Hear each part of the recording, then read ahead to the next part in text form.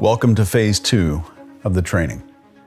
In this phase, we're going to get more tactical and we're going to talk about deception detection specifically. So earlier when we were in my office, we talked about change detection versus having a checklist of things that are deception indicators. In phase 2, we're getting more tactical and I'm going to give you a checklist of some deception indicators. Then we're going to roll in to some tactical questioning and how to actually ask questions like an interrogator.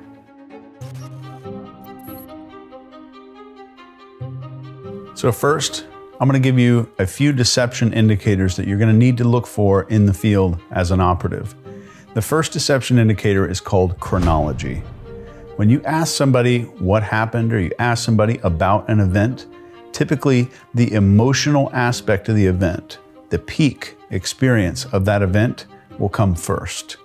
So if you called somebody right after you got into a car accident or right after you had this amazing thing happen to you and somebody says, "How's your day going?" that precise moment is when you're going to start with that thing.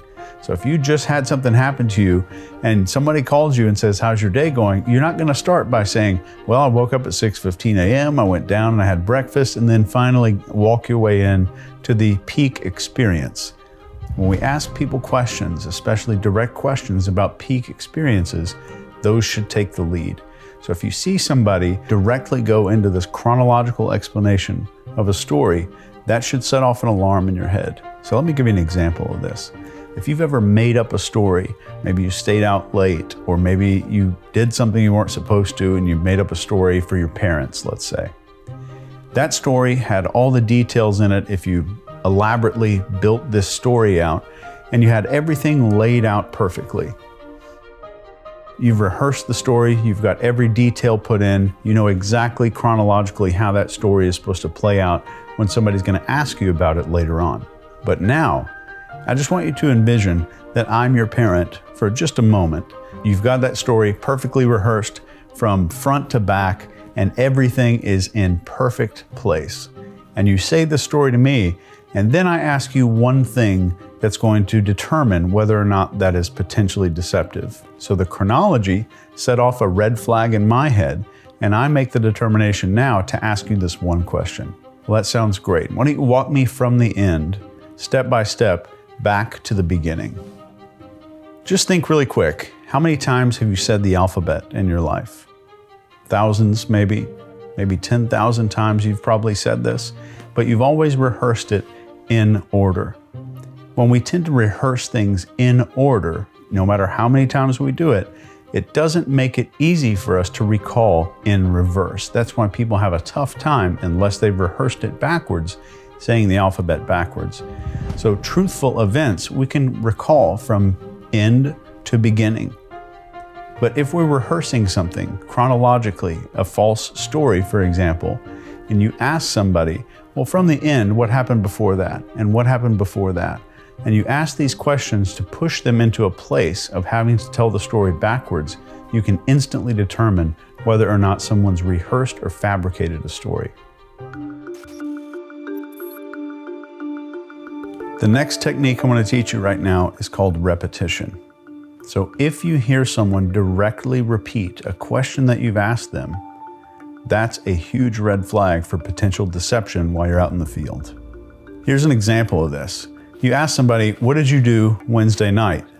And their response is, "What did I do Wednesday night?" They repeated the entire question back to you. So this is called question repetition. The person is repeating back the entire question. There's an exception to this though. If somebody is asking for more clarity, they might only repeat a tiny piece of that question. So the same question of, "What did you do Wednesday night?" the person might reply with, "Wednesday night, I did X, Y, and Z." So Wednesday night is only a clarification repetition and not a full question repetition. So there is a difference. When you hear the question repeated in full, that is the moment you're hearing a red flag. Finally, one technique I want you to have while you're in the field is something we call severity softening. Typically, when someone has committed a crime, someone's done something that they feel guilty about, they're more likely to use softer or more friendly words to describe what they did. In cases of interrogation, when somebody has murdered someone else, they're far less likely to use the word murder. They might say hurt, they might say hit, they might say injure. So what they're doing is using softer words to replace the more harsh word for what they did. And this typically stems from a feeling of guilt. In cases of robbery, someone, instead of saying steal, might say take, or might say appropriate, or might say remove an item from somewhere instead of using the word steal. Innocent people, when you're talking to them, are far more likely to use those harsh words like murder or steal. Those words are comfortable to innocent people because they're not associated with guilt about the event in question. In a more extreme example of some of the interviews I've done with more severe offenders, people who are sexual predators might say the word touch instead of a more severe word, or they might say interfere with, or they might say kiss when something else happened.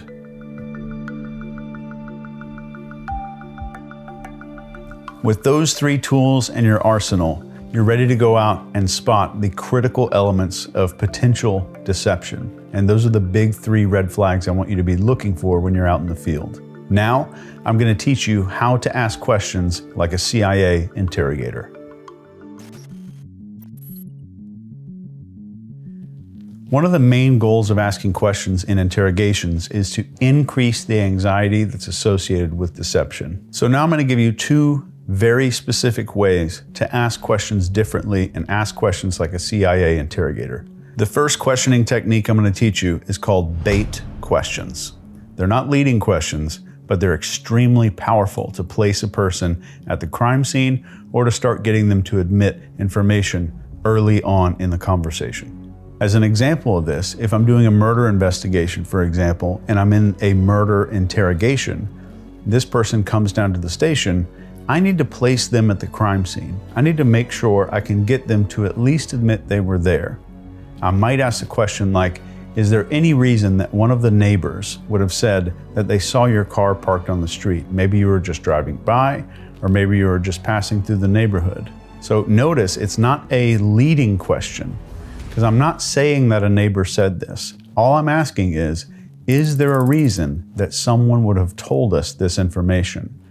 And they know they're in a trap now, because if I'm in possession of this information, or if one of the neighbors did say this and they say no, they instantaneously become suspect number 1.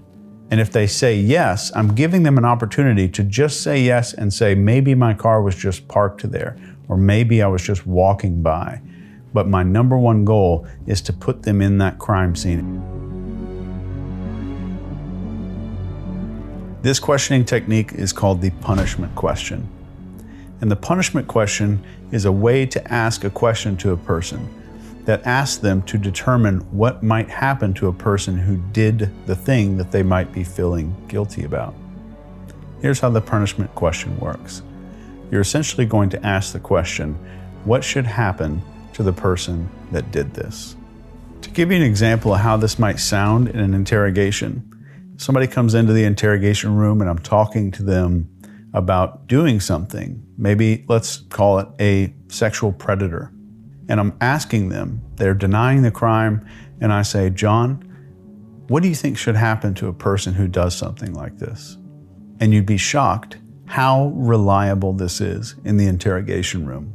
You typically hear somebody say, well, if somebody's doing something like that, they're definitely sick.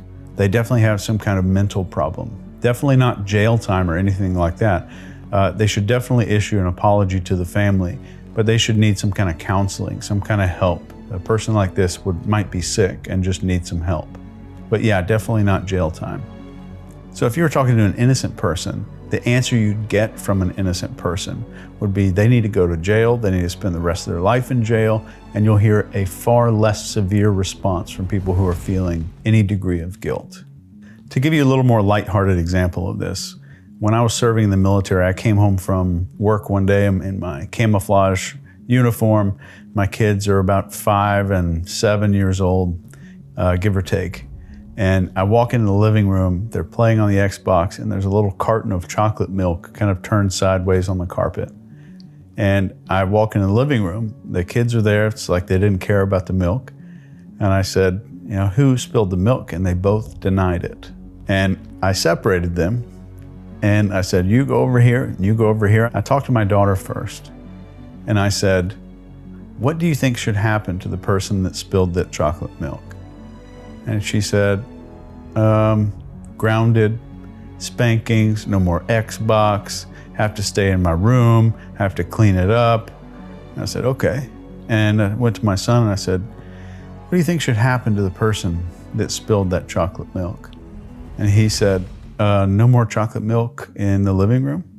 So instantaneously, you can see the punishment question is equally effective in adults and children. It instantly revealed asking someone to determine what kind of punishment they should receive, while you're still not suggesting that they're the one who did it, but you're asking them to determine what should happen to them. So now you know how to question like an interrogator, you know how to detect deception, and now you know how to read behavior profiles. But one question I get asked all the time by operatives is, if I see deception, should I be calling someone out? Unless you're in an interrogation room, I would highly recommend not calling people out when you see some form of deception. It tends to just break social relationships, and it tends to make people build a wall when your main goal would be influencing or persuading this person. So calling out deception is almost never a good idea. So we just went through this questioning and deception detection module here, but I want you to also process this through a different lens. I want you to understand that some of these signals that you might see in deception when it comes to interrogation are also things you might see in sales or in parenting or in any situation where somebody has some kind of subconscious or conscious disagreement with what's going on that's trying to be concealed. So if you're in sales, for example, and you see one of these signals that looks like deception, remember that 99% of the time when you're learning deception indicators, you're really learning how to detect a high degree of stress. So it's very important, no matter what career you're in, no matter what your goals are with this training, that you understand there's no specific signals for deception when it comes to nonverbal behavior. What you really want to look for are changes. And if you're questioning someone about an event, those are the most powerful things to look for that should be red flags. They don't always indicate deception, and you should look for clusters of behavior instead of just one or two things and then announce that somebody's being deceptive. We work in terms of likelihood of deception, not just this is deceptive and that's not. That's one of the biggest mistakes that you'll see body language experts or people who call themselves experts online is teaching you that one thing means deception by itself. Remember, we're looking for clusters of behavior and we're looking for context. And when is that occurring? And am I seeing it in response to something that could be causing this person some degree of stress? And that's true in interrogation, sales, trial consultations when I teach lawyers, or if you're a parent trying to influence your kids.